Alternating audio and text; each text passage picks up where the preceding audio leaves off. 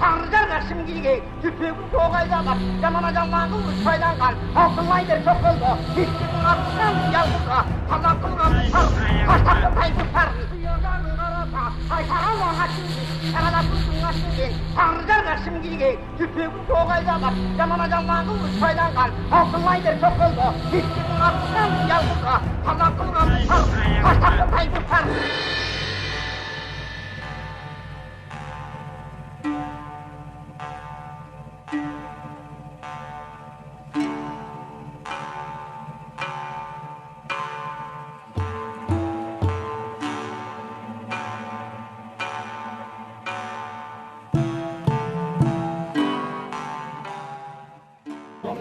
Biz Bağış urusunun o murдағы urpaklarını aytıp koyalı, Karaçoro'dan taraganбыз.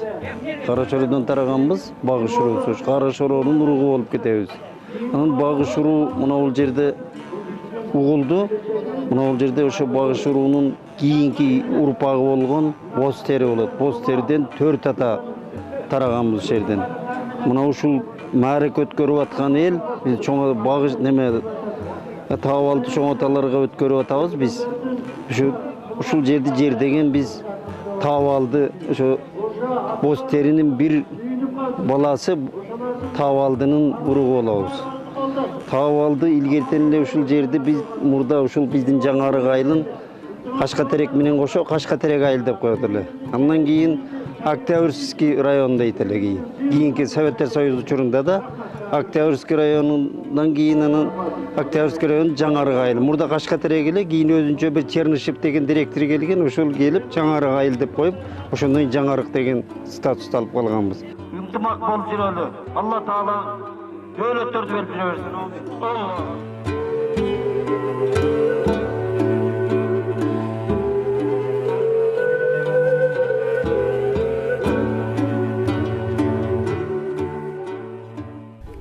Biz эми ушул Шакылынан таркаган Бостериндин балдары 4 атанын бир атасы Карагул деген ушул жердебиз.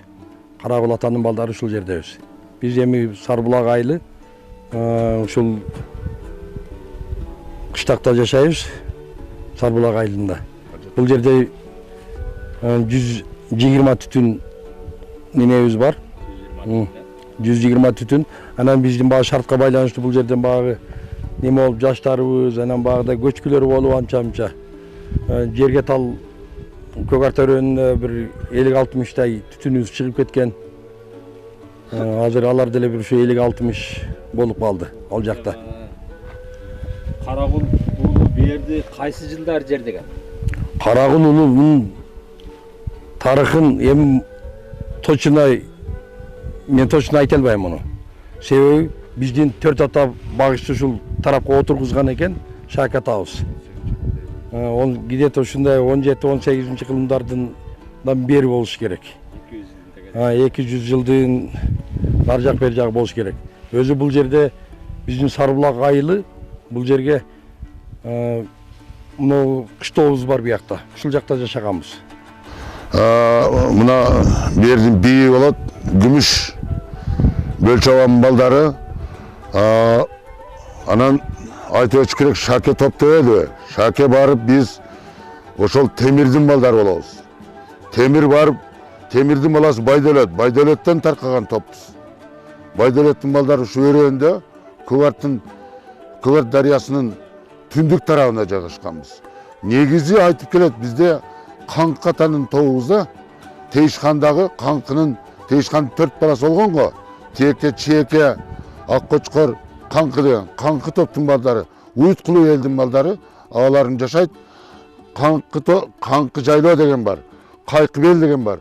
Мына Каралмадан нары Кайкыбелде ушул Канкынын ордасы болгон экен. Шилбилүү болот, Шыбыл болот дегендер бар да. Анан ошол жерде Канкы атам жайгашып, ушундан ылдыйлап көздөп келген экен.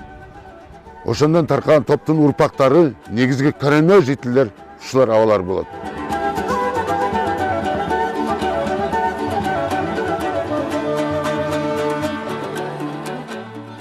Биз ушу Шакенин балдары биздин айылдын Кулбай атабыз менен Жаңкул атабыз мына шу биздин Кедайрак айылында ушул жерде биздин Кедайрак айылын түптөгөн биздин аталарыбыз ошо киши.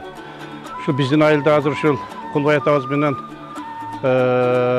Жаңкул атабыздан 10 топ барбыз. 10 топтун аксакалдары мына мен жанында турушат тоже. Анан ушул жерде бизде азыр бир 200 түтүнгө жакын багыштын уругу ушул жерде жашашат. Ушул Совет өкмөтү курулгандан баштап, андан мурда жашаган, андан бери Совет өкмөтү курулгандан баштап, колхоздоштугу мезгилинде биздин ушу абаларыбыз ушул жерде, аталарыбыз, чоң аталарыбыз иштешкен.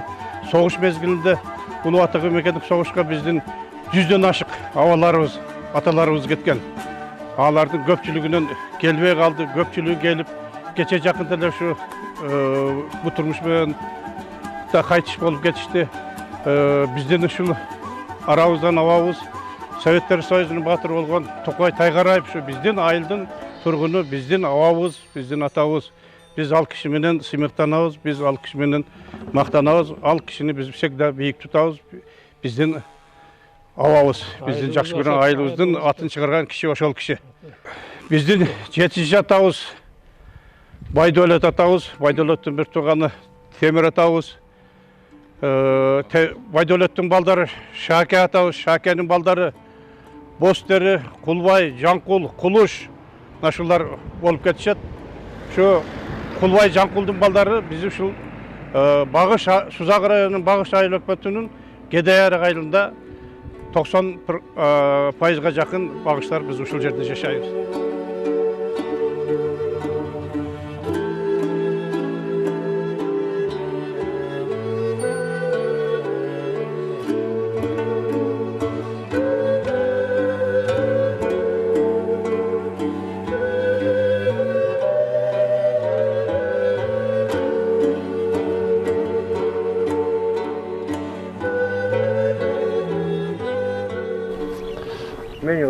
Hoş geldinizler. Bizden Bağış Ayıl Hökümetine. Biz uşul burada sebep bu yerde Bağış'ta yaşagan sebep poyuz yol bolgon. Poyuz yolun tegereginde şu büt adır tüyü Bağışlar bolgon. Biz 55-ci жылы atam iştegenine baylanıştı. Günlüğe barıp gelgen de Kaşkatarek'ten. 55-ci жылının bir otolu uşul жерге göçüp gelgenmiz biz. Oşonda bir atam gelgen. Анан аркасынан анан биздин өзүбүздүн туугандары келе баштаган. Бул жерде анда орус, украин, чечен, немец, поляктар жашаган. Күрттөр, түрктөр жашаган.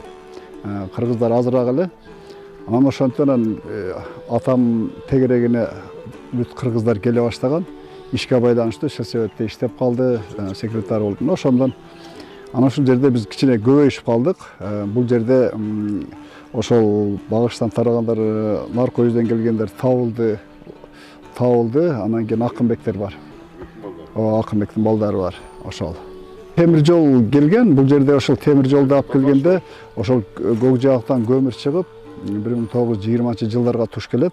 Ошол жылдары ошол жерге көмүрдү казуу үчүн бирок ошондо жанагы согуш жылдарында Сталин бул жака ошол Кавказдан чечендерди жиберилген поезд жол менен Коконго чейин келишкен. Ошол жерде, бул жерде ошол Багышта жашаган үчүн жана орустар койгонбу, Багыш станциясы деп койгон да поезд жолдун атын. Картада эсердин картасында дагы станция Багыш деп турат. Анан ошол негизинде анан 91-жылы эгемендүүлүк болгондо 92-жылы ошол Багыш айыл өкмөтү деп өкмөттүн атына коюлуп калган.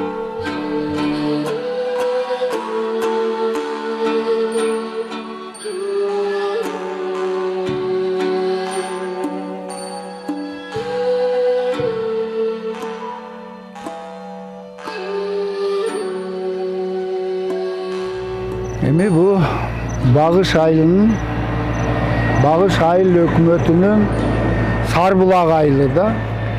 Багыштын оргундуу жери турган Кызылтуу Сарбулак. Бул мына тарыхка кирген айылдардан экен. Ошон үчүн картада дагы станция Багыш деп жазылып турат. Булар орустар келгенде эле өздөштүрүп, ошондо тартылып жазылып калса керек да. Ошон үчүн эмне дейбиз, бу багыштын балдары кенен канат жайып, ушундай отурукташып, ушу жерде орун алган экен. Эң негизгиси Кызыл Туу багыш. Багыштын оргун жери. Станция багыш деп картада дан түшүп турат. Андан кийин Сарбулак, Кулбайылуу, 5 бала бардыгы бу багыштын тукумдары да. Мындан жогору жакта Бочкон уулу турат. Этек жагында 3 багыш турат. Кыскасы ушу Сузак районунда канатын кенен жайган багыш уруусу экен да. Өйүздө Кашкатерек, Жаңарык бүт бардыгы Шаки уулунун балдары турат. Бардыгы ушу жерге тарап, ушу жерге жайланышкан экен. Ушул өрөөндүн бүт бардыгын канатын жайып, Сузак районунун эң чоң тармагын канат жазып, ушу жерде балдарын, уулдарын өстүрүп, ата бабалар ушу жерди таштап, атадан калган жерде биз дагы көздүн карайындай сактап сүйүнүп.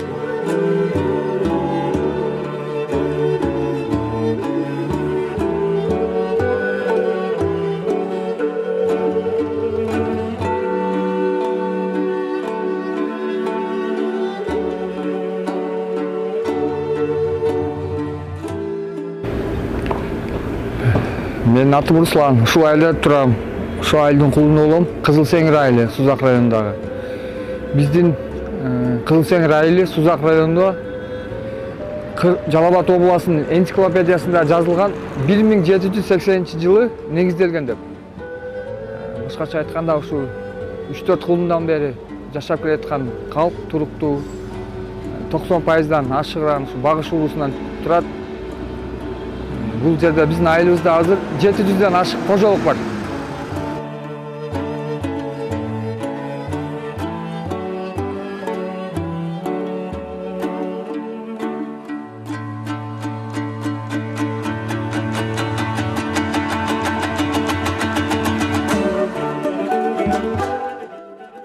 Саламатсыздарбы багыш туугандар.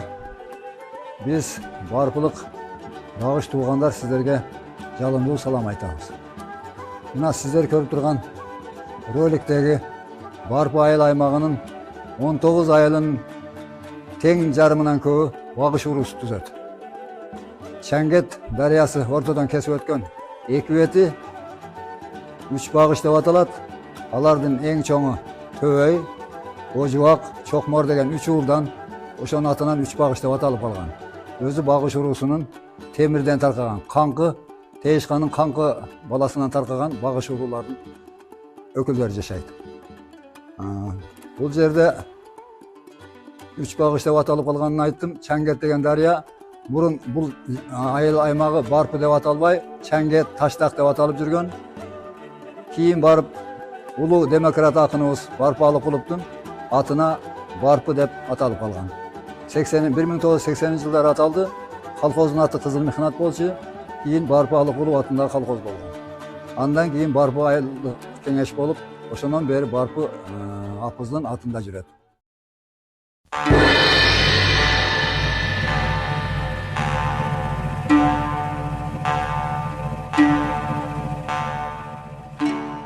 Кызыл суу, кең сай оң жагы, Чаңгет сай, Маркай сол жагы, Каралма, Орток тумары, Жалал Абад ордо турагы, Өрөнүм менин көгартым. Калмак кырчын ат өчпөс, эрдиги дастан түгөнбөс. Эр Курманбек Батырдын жери болот, көгартым.